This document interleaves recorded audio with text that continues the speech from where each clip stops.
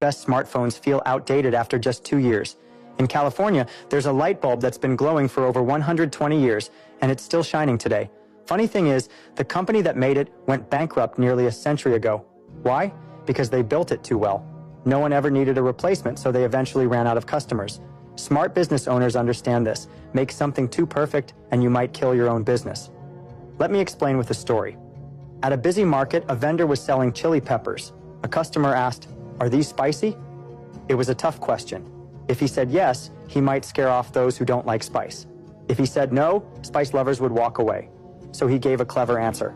The darker ones are spicy, the lighter ones aren't. The customer picked what they liked and left happy. Another shopper came along and asked the same question. This time, the vendor said, "The longer ones are spicy, the shorter ones aren't." Then a third customer asked. The vendor replied, "The firm ones are spicy, the soft ones aren't." In reality, the soft ones had just been sitting in the sun too long. But thanks to his quick thinking, he sold every pepper. Great sellers don't just solve problems, they reframe them so the problem disappears. In 2008, a man was struggling to sell fish tanks. No one was buying, and his business was dying. Then he had an idea. He bought 500 goldfish and asked a local fisherman to release them into a nearby river.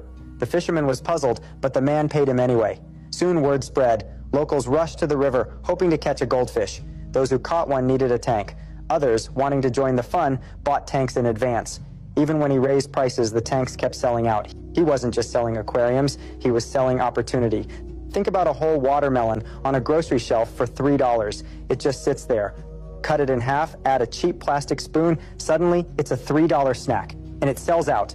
The spoon isn't special. The convenience is what sells. Money doesn't flow to the best products. It flows to the ones people feel they need. Making money isn't as hard as people think. The real challenge is how you think about it. Why do some people quit their jobs and still earn 6 figures, while others work 9 to 5 and barely get by? It comes down to mindset. If you're curious about this shift in thinking, check out I Will Teach You to Be Rich by self-made millionaire Ramit Sethi. This book isn't just about saving or budgeting, it's about seeing money differently and making it work for you.